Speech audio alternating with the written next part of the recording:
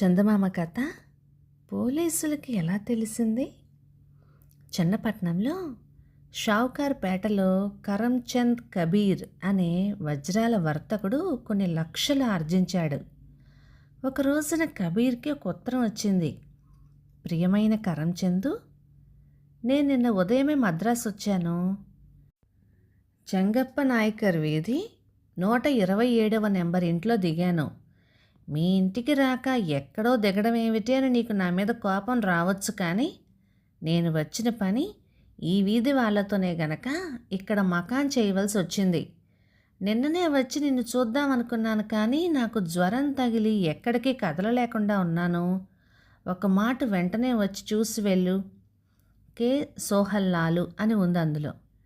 ఈ ఉత్తరం చదువుకున్న కబీర్కి తన బాల్య స్నేహితుడైన సోహన్లాల్ వచ్చాడన్న సంతోషం, అయితే జ్వరంలో ఉన్నాడన్న విచారం, అతన్ని తీసుకొచ్చి తన భవనంలో ఉంచి మందు ఇప్పించాలన్న ఆదుర్ద అన్నీ ఒక్క మాటగా కలిగాయి. అతడు వెంటనే మోటార్ మీద బయలుదేరి సొంతంగానే డ్రైవ్ చేసుకుంటూ చెంగప్ప నాయకర్ వీధి ఎక్కడుందో అని వెతుక్కుంటూ వెళ్ళాడు. చెంగప్ప నాయకర్ వీధి అన్నది అసలు ఒక వీధి అనటానికే వీల్లేదు, ఒక ఇరుకైన చిన్న సందు. కబీర్ కారు ఆ సందులో పడుతుందా లేదా అన్నంత ఇరుగ్గా ఉంది. మద్రాసులో అలాంటి సందులు చాలా ఉన్నాయి. వాటిల్లో కార్లు బళ్ళు ఒకదానికొకటి ఎదురుగా వస్తే తప్పుకోవటానికి కానీ వెనక్కి మళ్ళటానికి కానీ వీలుండదు. వచ్చిపోయే జనానికి ఇరకాటంగా అవుతుంది. అందుకనే అలాంటి సందుల్లో కార్లు బళ్ళు ఒకవైపు నుంచే ప్రవేశించి రెండో వైపు నుంచి పోవాలి, కానీ రెండు వైపులా ప్రవేశించటం రెండు వైపులా పోతూ ఉండటం పనికి రాదు అని నోటీస్ బోర్డులు కడతారు. ప్రవేశించకూడదు అన్న బోర్డు చెంగప్ప నాయకర్ వీధిలో ఆ మొగిని ఉంది. కానీ కబీరు తన హడావిడిలో దాన్ని గమనించకుండానే కారుని ఆ మొగిలో నుంచి పోనిచ్చేశాడు. తలుపు నెంబర్లు చూసుకుంటూ మెల్లిగా నడుపుకుంటూ వచ్చి 127వ నెంబర్ గుమ్మానికి ముందుగా కారాపి గుమ్మం ఎక్కి లోపలికి వెళ్ళాడు. నీలి అద్దాల కళ్ళజోడు ధరించిన పొడుగాటి మనిషి ఒక ఆయన ఎదురొచ్చి, దయచేయండి కబీర్ గారు అంటూ లోపలికి తీసుకుపోయాడు. ఆ మనిషి వెనకాలే వెళ్ళి వాడు చూపించిన ఒక కుర్చీలో కూర్చున్నాడు. ఆ మనిషి తలుపు గడియ వేసి వచ్చి కబీర్కి ఎదురుగా ఉన్న రెండో కుర్చీ మీద కూర్చున్నాడు. ఏడి సోహన్లాల్ ఎక్కడున్నాడు? జ్వరం ఎలా ఉంది అని అడిగాడు కబీర్. ఆ మనిషి విషపు నవ్వు నవ్వి, నేనే ఆ సోహన్లాల్ని, నాకే జ్వరం వస్తా. మిమ్మల్ని ఇక్కడికి రప్పించటానికే ఆ జ్వరం వచ్చింది అని అన్నాడు.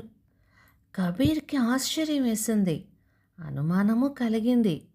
లాహోర్లో చిన్నప్పుడు నన్ను ఎరిగి ఉన్న సోహన్లాల్ వచ్చి ఆ ఉత్తరం రాశాడనుకున్నానే అని అన్నాడు. మీ లాహోరు స్నేహితుడిని నేను బాగా ఎరుగుదును. ఆయన దస్తూరి కూడా నాకు తెలుసు. అందుచేతనే ఆ ఉత్తరాన్ని మీకు ఆయన రాసినట్టుగా రాయగలిగాను అన్నాడు సోహన్లాల్. ఎలా ఎరుగుదువు? మోసం చేసి నన్నెందుకు రప్పించినట్లు అని అడిగాడు కబీరు. మిమ్మల్ని ఎరగడానికి ఏముందిలేండి. ఎక్కడెక్కడ ధనవంతులున్నారో వాళ్ళందరూ నా జాబితాలో ఉన్నారు.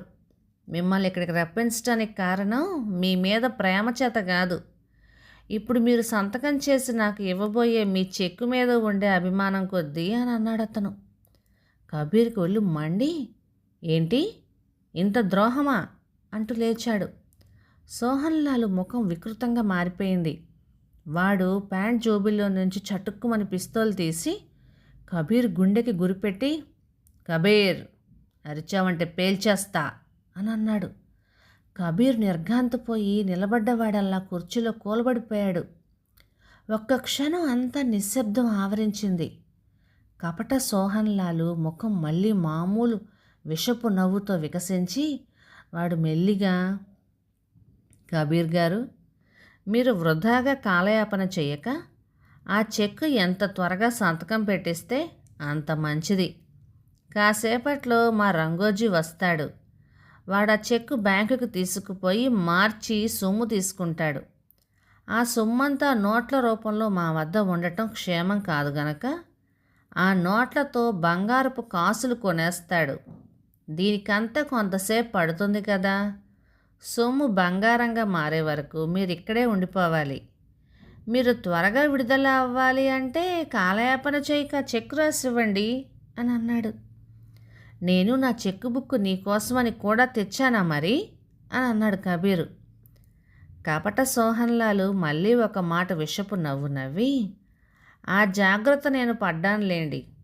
మీ ఆఫీస్లో నా మనిషిని ఒకరిని నౌకరీకి ప్రవేశపెట్టించాను.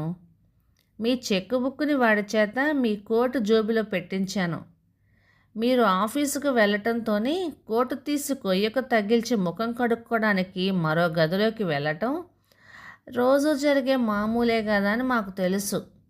ఆ సమయంలో ఈ పొద్దుట చెక్కు బుక్ మీ జోబులోకి వచ్చేసింది అన్నాడు. కబీరు జోబు తడుముకునేటప్పటికీ చెక్కు బుక్ చేతికి తగిలింది. ఎంత ద్రోహం అని అనుకుంటూ ఆయన చెక్కు బుక్ తీశాడు. 50,000 రూపాయలకు చెక్కు రాసి సంతకం పెట్టి కపట సోహన్లాల్కి అందించాడు. కపట సోహన్లాల్ మళ్ళీ ఆ విషపు నవ్వు నవ్వుతూ, మిస్టర్ కబీర్, మీరు ఎలాగైనా బుద్ధిమంతులేనండి. మూర్ఖంగా కాలయాపన చేయక చెప్పటంతోనే పరిస్థితులన్నీ అర్థం చేసుకొని చెక్కు రాసిచ్చేశారే అని మెచ్చుకున్నాడు. ఇంతలో తలుపు తట్టిన చప్పుడైంది. అడుగో రంగోజీ వచ్చాడు. ఎందుకో అంత గట్టిగా బాతున్నాడు? నాకు హఠాత్తుగా చెముడు పట్టుకుందని అనుకుంటున్నాడా ఏంటి అని అనుకుంటూ ఆ కపట సోహన్లాల్ లేచి, కబీర్ గారు, ఇప్పుడు నేను వెళ్ళి వాడికి తలుపు తీయాలి. నేను మొహం అటు తిప్పగా చూసి మీరు నా వెనక నుంచి వచ్చి నా మీద పడి నన్ను చంపాలనో కొట్టాలనో కోరిక మీలో పుట్టవచ్చు కదా. మీకు అటువంటి వృధాశ్రమ అవకాశం కలగకుండా మీరు నా ముందే ఆ తలుపు దాకా నడవాలి అని అన్నాడు. గత్యంతరం లేక కబీరు తలుపు వద్దకు నడిచి వెళ్ళాడు. కాస్త వెనకాలే కపట సోహన్లాలు వెళ్ళాడు. తలుపు తీయండి కబీర్ గారు, తీసి పారిపోవటానికి మాత్రం వృధా ప్రయత్నం చేయకండి. ఏమంటే ఒక్క అడుగు మీరు అవతల పెట్టారు అంటే రంగోజీ మిమ్మల్ని పిస్తోల్తో కాల్చేస్తాడు అని అన్నాడు కపట సోహన్లాల్. ఆరి దుర్మార్గుడా, ఎన్ని ఏర్పాట్లు చేశావురా అని మనసులో అనుకుంటూ విధి లేక తలుపు తెరిచాడు కబీరు. గుమ్మానికి అడ్డంగా పిస్తోల్ పుచ్చుకొని సిద్ధంగా ఆ రంగోజీ ఎవడో అక్కడ ప్రత్యక్షం అవుతాడనుకున్నాడు కబీరు. కానీ రంగోజీకి బదులు జమా జట్టేల వంటి పోలీసు వాళ్ళు 4 ప్రత్యక్షమై తలుపు తెరవటంతోనే లోపలికి ప్రవేశించారు. కపట సోహన్లాల్ వాళ్ళని చూడటంతోనే నిర్ఘాంతపోయాడు. వాడి చేతిలో ఉన్న పిస్తోలు వాడికి తెలియకుండానే జారి కింద పడి ఢామని పేలింది. పోలీసు వాళ్ళు కూడా నిర్ఘాంతపోయి చూస్తుంటే కబీరు, వేడుక చూస్తారేంటి, పట్టుకోండి ఆ హంతకుణ్ణి అని అరిచాడు. వాళ్ళు 4 సంగతి ఏమిటో తెలియకుండానే కపట సోహన్లాల్ని పట్టుకున్నారు. నేరస్తునితో సహా వాళ్ళ 4 కారులోకి ఎక్కమని కబీరు పోలీస్ స్టేషన్కి కారు పోనిస్తూ, అయితే ఆ దుర్మార్గుడు లోపల నన్ను చెక్కు ఇవ్వవలసిందని నిర్బంధిస్తున్నట్లు మీకెలా తెలిసింది అని అడిగాడు. పోలీసులు మళ్ళీ నిర్ఘాంతపోయి, మిమ్మల్ని వీడు నిర్బంధించాడా? మాకు ఆ సంగతేమీ తెలియనే తెలీదు. ఈ కారు ముఖం ఇటువైపు ఉండటం చూసి రూల్స్కి విరుద్ధంగా సందులోకి వచ్చినందుకు కేసు పెట్టాలని కారు నెంబరు నోట్ చేసుకున్నాం. కారు ఆ ఇంటికి ఎదురుగా ఆగింది కనుక కారు యజమాని ఆ ఇంట్లోకి వెళ్ళి ఉంటాడని తోచి అక్కడ మీకోసం కొంతసేపు కనిపెట్టుకుని ఉన్నాం. దారిన వచ్చిన ఎవడో ఆ గుమ్మం ఎక్కబోయాడు కానీ ఎందుచేతనో వచ్చిన దారిన వెళ్ళిపోయాడు.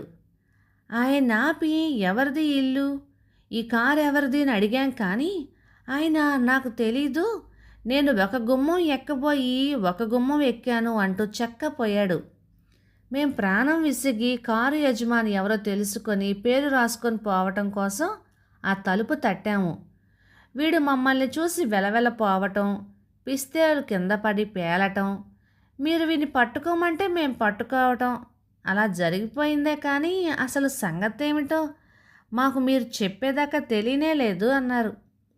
కబీర్ అంతా విని కపట సోహన్లాల్ కేసు చూసి, చూసావా, నువ్వు ఎంతో కట్టుదిట్టమైన వ్యూహం పన్నాననుకుంటే చివరికి నీ పాపం ఎలా పండిందో.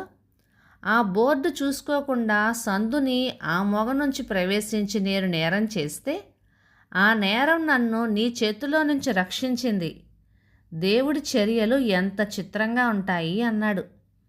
తర్వాత కబీరు పోలీసులతో, ఆ గుమ్మం ఎక్కబోయి మిమ్మల్ని చూసి తప్పించుకొని పోయినవాడు బహుశా వీడి స్నేహితుడు రంగోజీ అయి ఉంటాడు. వాణ్ణి మీరు చూసే ఉన్నారు కనుక వెతికి పట్టుకోండి అంటూ పోలీస్ స్టేషన్ దగ్గర కారు ఆపి కపట సోహన్ లాల్ని లాకప్లో పెట్టించి వెళ్ళిపోయాడు. తర్వాత పోలీస్ వాళ్ళు రంగోజీని కూడా పట్టారు. కపట సోహన్ లాల్తో లాలూచి అయ్యి కబీర్ జోబిలో ఆయనకు తెలియకుండా చెక్ బుక్ పెట్టినవాడు పట్టుబడ్డాడు. ముగ్గురు కూడా పాత నేరగాళ్లే అని తేలింది. ముగ్గురికి కఠిన శిక్షలు పడినాయి. కథ సమాప్తం. ఇక ఈ కథ 1952 జూన్ నెల చందమామలో వచ్చింది. రచయిత అల్లం రాజు చిన్నలక్ష్మీపతి గారు, గొల్లప్రోలు నుంచి. ఇక ఈ కథ మీకు నచ్చినట్లయితే లైక్ చేయండి, షేర్ చేయండి. ఇలాంటి మంచి తెలుగు కథల కోసం మన ఛానల్ని సబ్స్క్రైబ్ చేయండి. Thank you.